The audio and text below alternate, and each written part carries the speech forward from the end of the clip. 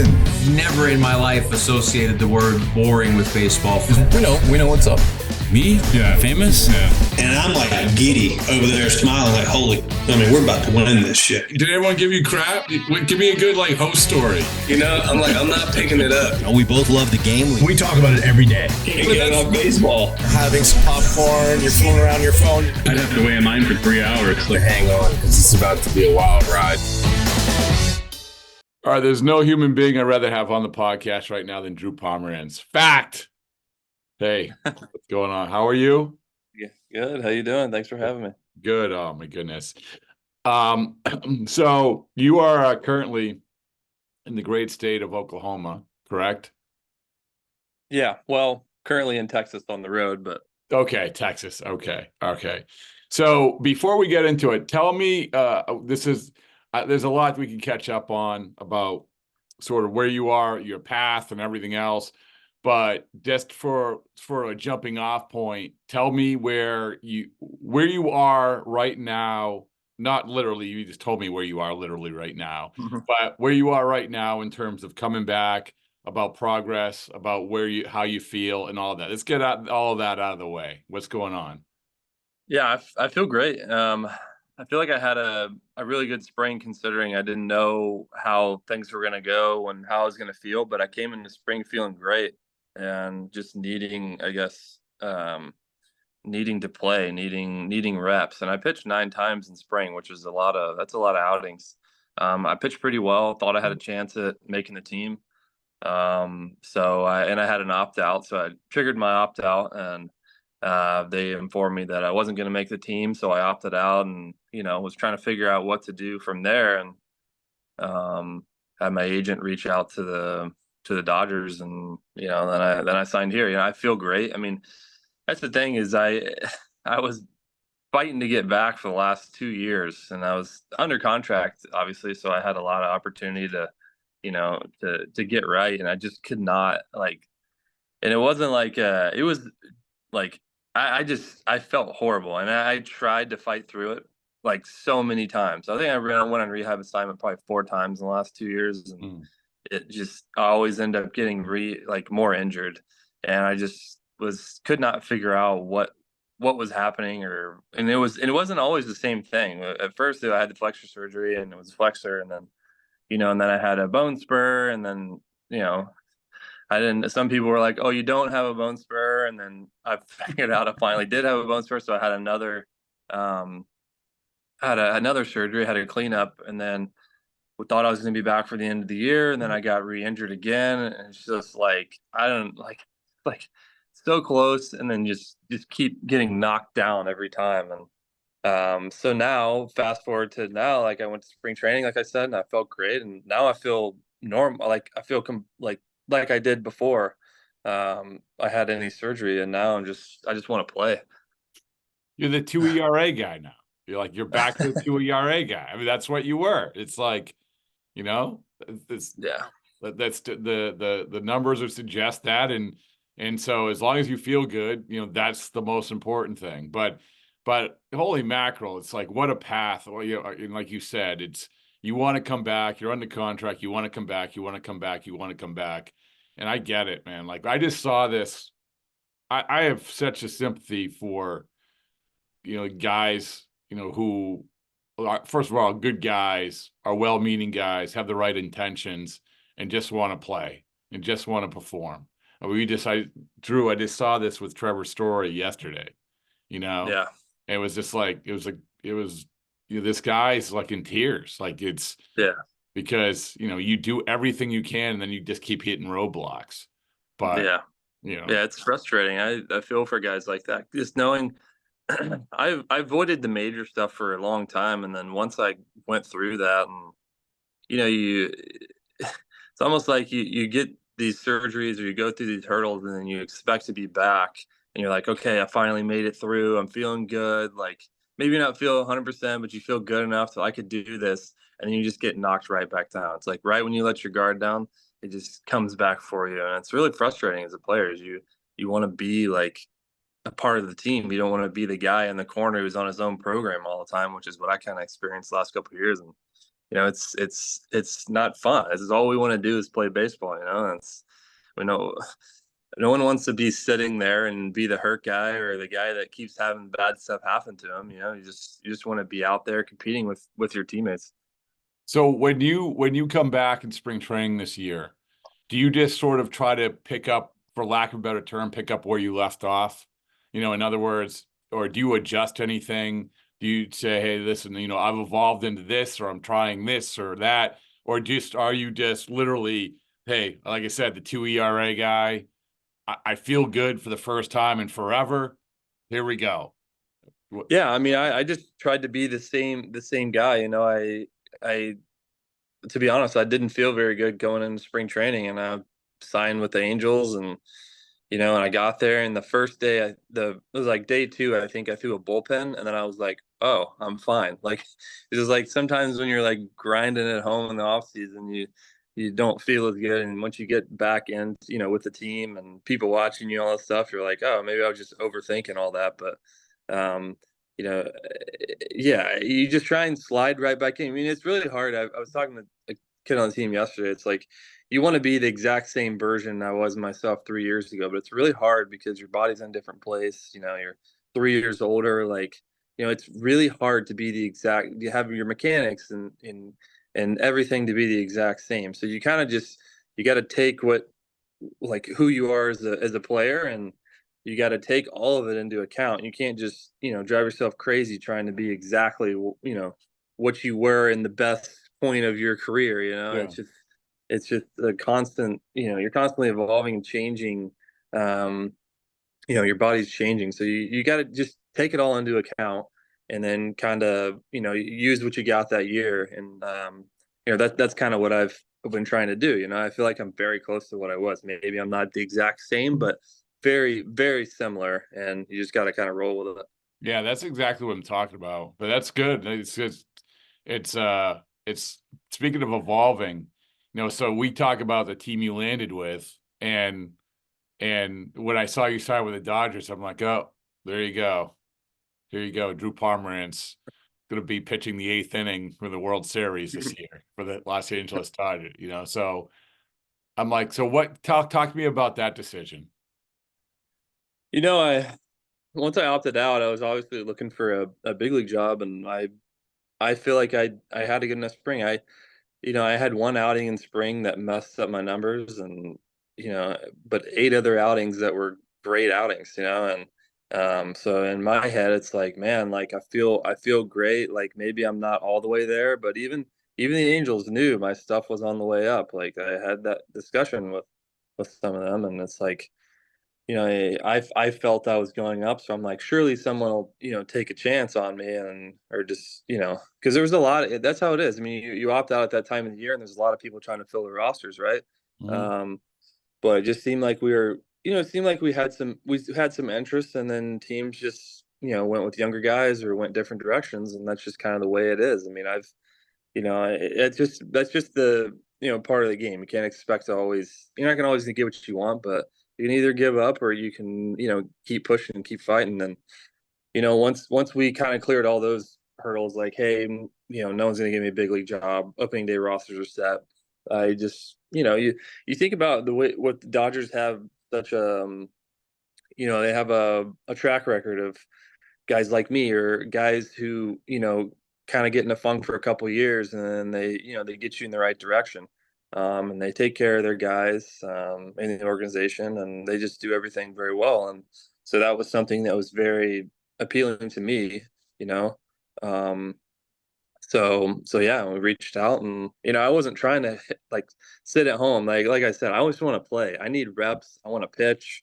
I didn't. My first outing didn't go so well. With AAA, but I didn't pitch for like 2 weeks, and I'd been trying to work on something, and then I go out there, and you get in a weird spot. We don't pitch for a while, and then I was like, what was after the first outing? I'm like, what was I even doing? You just get right back into. I just scrapped it all and went back to how I was throwing, and but again, that's where like you want to play, you want to be in like a cycle of pitching every few days. I was telling another guy is like I miss like being in the big leagues and being on the grind of like there's 8 guys, 7, 8 guys in the bullpen, whatever. and you're just like, you don't feel great every day, but that's the fun part, is like, oh crap, I don't feel good today. I got to pitch. Let's figure this out. I miss being in that cycle of, just with those guys out there and just figuring it out. Like, we got to get this done today. It doesn't matter how I feel. It doesn't matter the situation. Like, we have to get this done. Well, you go back to, examples of the Dodgers, and, the guy who's been on this podcast before, Ryan Brazier, right? Mm. His story last year. I mean, if there's ever a case of what you're talking about, and there's other cases, I get it, and there's other teams, but the Brazier thing last year was incredible. It was, all right, you get DFA'd by the Red Sox. The Dodgers say, we're gonna send you to Arizona for 10 days. You're gonna learn a cutter. By the way, okay, you learned the cutter, and now you have an ERA of like under 1 for a year or whatever it is. And I'm not saying that everyone has to do that, but it is interesting. You hear that about Dodgers, they say, okay, we see this in you. Now lean into it, or adjust this, or do this. Like, another one was Shelby Miller, Dr. Shelby Miller. I mean, he said, went to the Dodgers. I think he learned to split. There you go. Like, he's got to deal with the Tigers. So I don't know if you've had any of that experience, or if you were thinking about that in the back of your mind too. Yeah, I went to Arizona a couple of days before I met up with OKC. I think, like, I haven't had too much experience. I had some conversations with some people there, but to be honest, like, for me, it's not really some big mystery. It's like, I just need to pitch and do what I did before. It's not like, for people like that, I'm a fastball curveball guy. I have a cutter and a sinker I used to use as a starter, but like, when I was at, doing my thing, I was a fastball curveball guy. So and that stuff has been there for me. I think for me, I think it's, to be determined. Like, I'm still new to this organization. I wasn't in spring training. A lot of these guys were in spring training, and they went through the process with them, and they don't seem to push things on you. They want you to be comfortable. They want to be like, hey, we're here to help you. That's how it should be. I've been in organizations where teams are like, you have to do this, or you can't play for us. And that's not a good way to go about it. But it seems like Dodgers, you see like Brazier and and those guys, like, you see what they've done for those people's careers, and it's amazing. I mean, it's a place you want to be, and you want to be a part of, especially in the situation I'm in right now. But for now, it's been pretty, been pretty mellow, and I think they're probably just observing me at this point. I had one outing where I think they were like, what the hell was that, when I was too. And then there's the same thing on the other end. I pitched a few days, like Sunday or something, and they were probably also like, what the hell was that? Like, because it was just totally different outcomes. So I mean, I think they're still kind of just watching me and just observing, because I haven't been in the organization not even 2 weeks really. Well, you have a lot of street cred. Your World Series ring, correct? Mm. Where's your World Series ring, by the way? I have it. It's at home. Oh, okay. We don't want to divulge that too much, but there you go.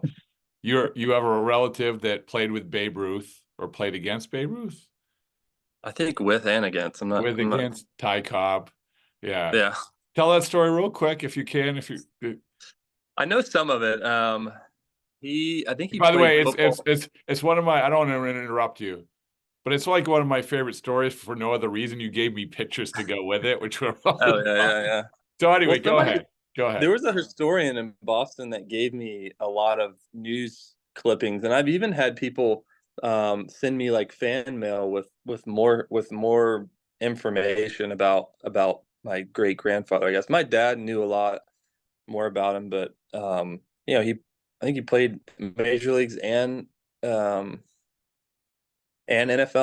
Back then they probably, I guess, if you were a big strong guy, you probably did everything if you're athletic.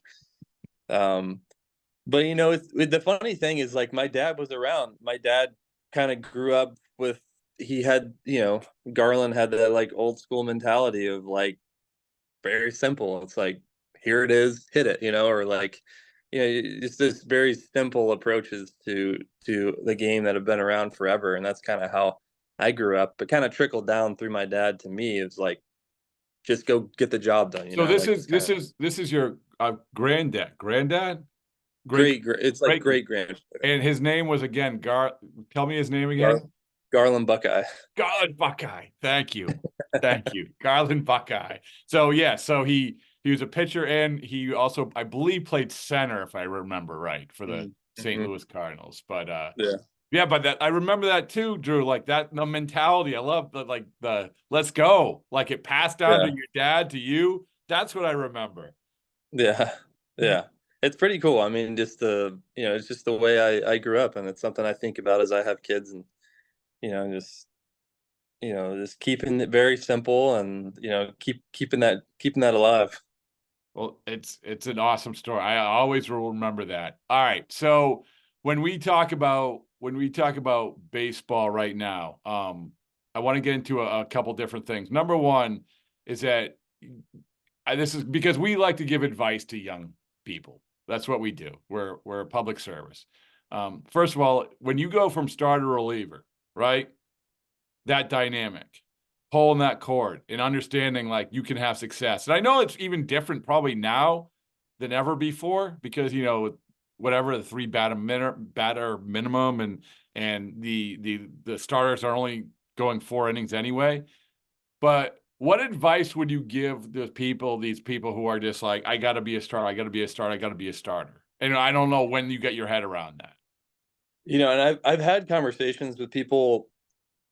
I won't, name players in particular, but I've had conversations with people who have been on that cusp of like, oh, I keep getting moved to the bullpen, or like, oh, I'm a starter. And I tell them, like, look, you want to be a 4 or 5 starter, you have to be a 4 or 5 starter. But if you go be a dominant reliever or a late inning guy they can count on, you're probably going to get paid very similarly, as a 4 or 5 starter, because they're not, it's quality over quantity these days. They don't need you to go 9 innings every time, and just to go 9 innings. They want the quality out of you. That's why we have all this focus on, what's your best pitch? Okay, just throw it every time now.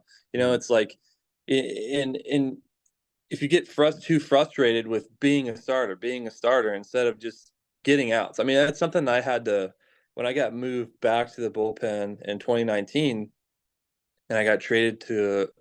I basically got put in the bullpen through a couple times, and then got traded to Milwaukee, and obviously had a good year there. But I just had to. I was mad. I was mad when I got moved to the bullpen. I wanted to be a starter again, and I had been kind of back and forth over the years, and dealt with some injuries and whatnot. But I just had to kind of take a step back and be like, you know what?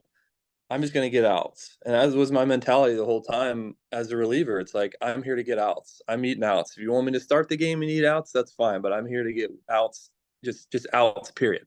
So you tell me when to go out there, I'll get outs. And then you tell me when to stop.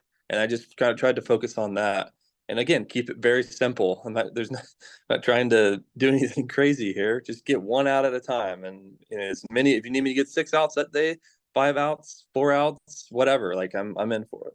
Well, and like to your point, it's like you were valued, right? You were valued as much as a lot of people. So that's awesome. And I think more so now than ever before. Getting outs it doesn't matter. It comes all over the place. I mean, I don't know how you feel about the whole, like the way that starting pitching are going. Like we are celebrating 5-inning outings like they're, perfect games. It's But it's to your point. It's like, yeah, it's okay. It's okay. It's a great way to put it. You're getting outs. So yeah. I appreciate. Go ahead. Yeah. It's a tough place to be. I mean, you're bouncing back and forth, and you don't know what to do. And if you just get frustrated with the process, you can't control a lot of that stuff. Especially if you're a younger player, you can't really. If you're an older guy, maybe you have a little more say. But if you're a younger guy, you're kind of in with whatever they want to do with you. So if you just keep your focus on what's important, and then if you pitch well in either role, you're gonna be okay. And it's like that's just the way I go about it, and that I still tell people if they ask me to this day. So along those lines, along with pitching, whether it's starters not going deep anymore, or the evolution of where we're at. Obviously, Drew, an enormous topic of conversation now is a million different things. These injuries, these, what's going on with baseball, pitch clock, throwing harder, go down the list. We just had on Ben McDonald, and he last rattled off like 5 things that he was studying about these injuries. And I find it like really, really interesting because I don't know if there's an immediate answer to it, but I like hearing from people. Like, so do you have a take on this? Do you have a take on where things are going? Yeah, I think that it's probably a combination of a lot of things. I think the game has changed a lot. I think that the focus on, the strikeouts and the swing and miss and all these things are forcing pitchers to, need to throw harder, need to throw nastier pitches and create new pitches and do all these different things. And, I think that mixed with now we're being, some guys are having to work a little faster. I always work fast. So, I mean, it doesn't really affect me too much, but I just think there's a lot of things that are changing, and I don't know in particular if there's one thing that's causing it, but I think that it's probably a combination of a lot of just the way the game has changed and working quicker, and it's, I don't know, maybe the balls have changed, the grip has changed, a lot of things have changed. So there's a lot of variables here. It's really hard to, I think, pinpoint one primary thing. Yeah, I mean, and that's what we talked about with Ben. I mean, really everything he brought up and everything you just brought up, we can say, all right, that's it. The pitch clock is, like you said, for you, it doesn't make a difference. And this was being surfaced last year, the pitch clock. The sticky stuff thing is interesting because that's the first I heard of it. It was the other day about having to grip the ball harder, I guess, and rip it through. That was interesting.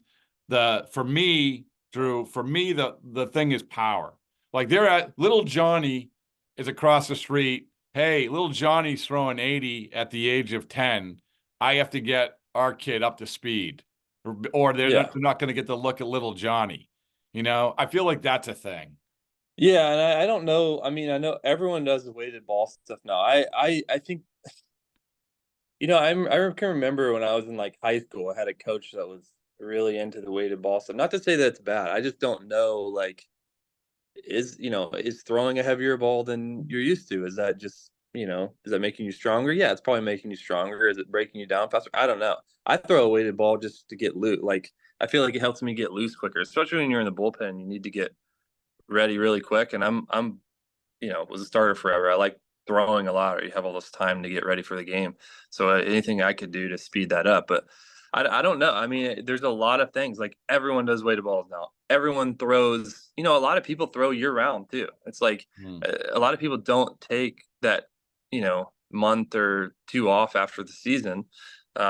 Especially guys who are going deep in the playoffs, I remember one year, I don't know. I just think that, I mean, one of the last years I got hurt in Boston, we had this approach of, we were like, okay, we're gonna take it easier in the year just to save, to be stronger at the end of the season.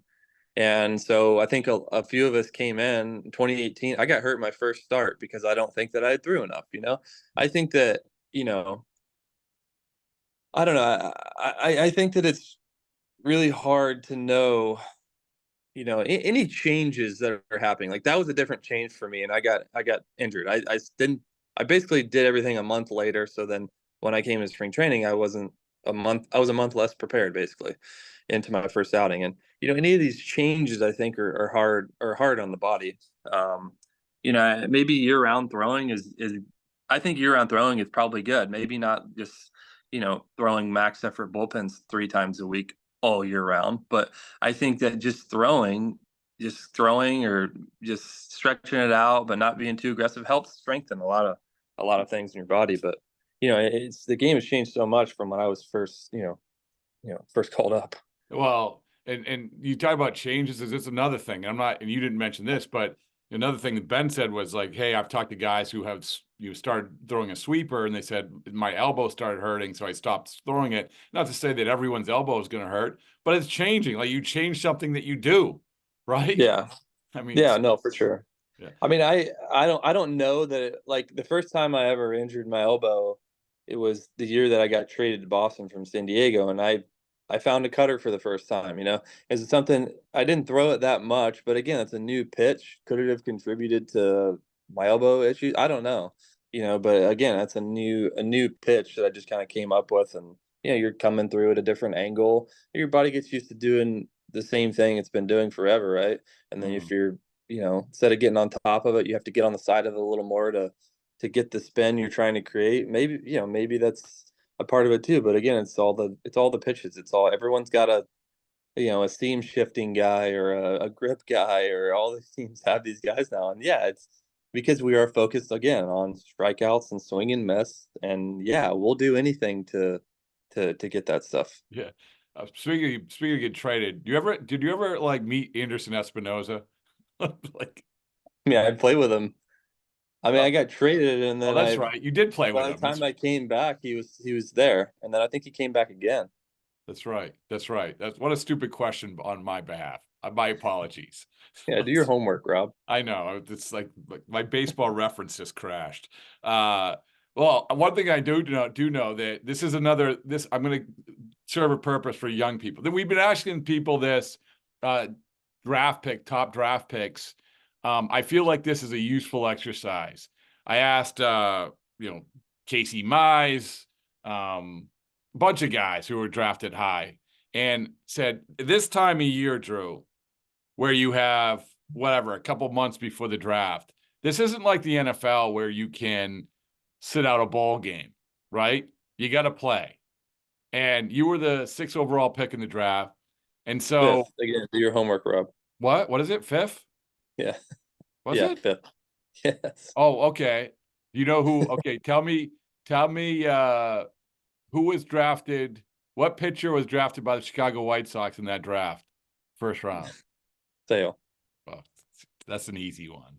That was an easy one. I had another one queued up. I forget it. Oh, the first overall pick. You know that. Yeah, Harper. Yeah. All right. I'm not going to stump you. So anyway, 5th overall pick. So leading into that, what advice would you give for these kids who are like, hey, I got to perform because more now than ever. I don't know if you even had mock drafts, back then. Like if you viewed them, if you were like, oh, so that's publication has to be going here. I got to move up, or I got to move, whatever it is. What advice would you give these kids, these young men who are going through these last couple months of getting ready to be picked potentially in the first round of a draft? It's really hard these days, I feel like, to avoid, like back when I was in college, it was like, yeah, there were stuff like that floating around, but like it wasn't as accessible as it is now. I mean, you open your Twitter and someone's probably tweeting at you that you're supposed to go this pick, or this person said this about you, and all the TV shows and the podcasts, and there's so much information out there. It's really hard to avoid. But I don't know. I mean, I think that it's like anything, right? If you're reading all the press about yourself, positive or negative, you got to kind of just not live and die by that. You just, okay, I saw that, whatever. None of it really matters if you don't go out there and do your job. So like I wish there was a way for some of these kids to avoid all of that, because I feel like it just, you put all this extra pressure on yourself when it's like, oh, this random guy and wherever said that I'm going to get picked second. It doesn't mean anything. None of it means anything. It's like, people are going to say whatever they want. I mean, you just go out there and do your job, and, follow rules and don't mess up. Like, just go out there and take care of business, basically, is the easiest way to do it. But again, like I said, it's really hard to avoid all of that stuff. Oh, did you go where you thought you would? I didn't know. I knew I would go. I didn't know the exact pick, like, you don't know. Even that day, people were like, oh, you're going to go really high. And they sent a camera crew to like film. So in my head, I'm like, okay, well, I'm either going to go really high, or I'm going to be that guy who sits around camera for a whole round and then like doesn't even get picked the first day, which does happen. Yeah. But you never know till it happens. So you just kind of, I don't know. don't get ahead of yourself. Yeah, well, I feel like again, I'm trying to help these guys. It's like a weird scene. Like you have this like kid from Wake Forest right now, Nick Kurt, who has 8 home runs in 5 games, right? You have the kid in Georgia, this guy Charlie Condon, who's like got a 2,000 OPS. And that's awesome. But what about the kid who's all of a sudden like, oh my goodness, I'm haven't hit in 10 games, and I'm reading Baseball America and I'm sliding. But to your point, it's much more difficult to avoid that stuff. I mean, it's difficult to avoid everything. Like not only draft, like because you know how it works, Drew. Like I eliminated social media. Well, yeah, but your family and your friends didn't, and they still have your number. Yeah, no, for sure. Yeah, you get it. You get it from all angles nowadays. It's very hard. That's the thing. Those guys that do start out hot, every year you see someone come out of nowhere. I mean, it's harder now because there's so much information on people, but you'll have the people who make a name for themselves that year and become picked. That's what was so, you know, hard during the COVID stuff when guys didn't get to play and then there was still a draft. It's like, what about the guy who no one knew about and he went out and hit, a bunch of home runs, or he struck out a bunch of guys and had a really good year? It's like there was really no place for those guys. It was really just all the top people that you already knew about. But again, yeah, if you don't focus and if you don't do your job, someone else is going to take it from you. So it's the same everywhere. Well, you're doing your job. I want to close out. Well, first of all, I promise you a book. I didn't give you a book, right? Because no, you didn't get one yet. Oh, all right. Well, that is coming, and soon you're going to be a teammate with the co-author. So, yeah, and you gotta give me your best 2018 story. Give me your best. Give me your best, and I mean, it could be in the World Series, or playoffs, or whatever it is. I mean, I'll tell you.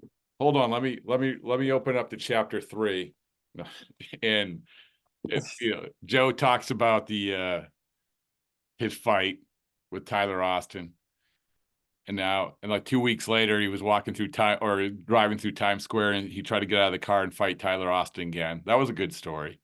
So I ended up playing with Tyler Austin. You did? Did you ever talk to him about the fight?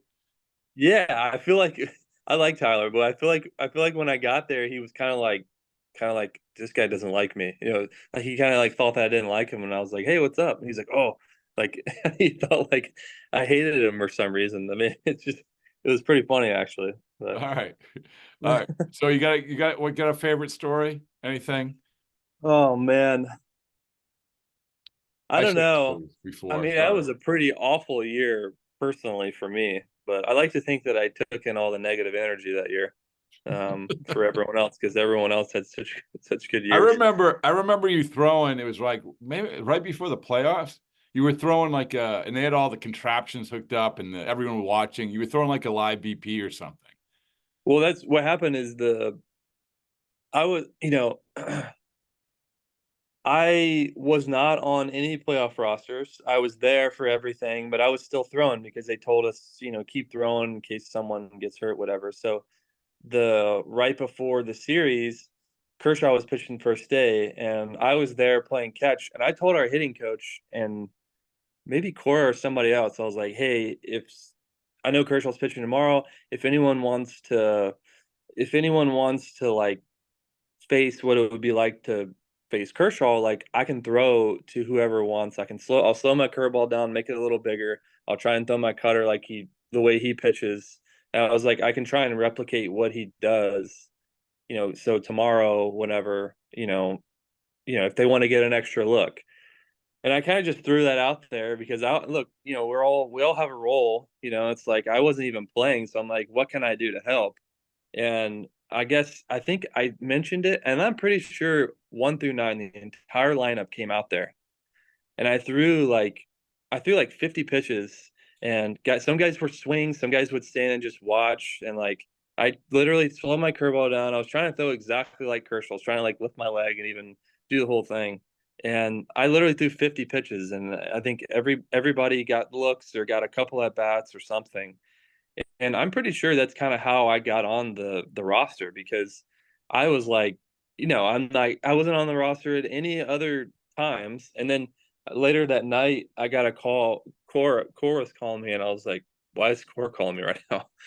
And he basically told me that like I was going to be on the World Series roster. He was like, I know you threw a lot of pitches today. Are you okay? I'm like, yeah, I'm okay. I'll do whatever you want me to do. So I that was fun. That was a fun experience for me, going from not knowing, just being a spectator to, That's an again. awesome story. That's a Yeah. great one. Like Yeah, that was a good one. you went from trying to be Clayton Kershaw to making the World Series roster. That's great. Yeah, that was fun. Now, That was you could have also you could also said, I also can be Rich Hill and throw a 60-mile-an-hour curveball to you if you really want. I was ready to do whatever I needed to do, but I guess it was enough to squeak onto the roster.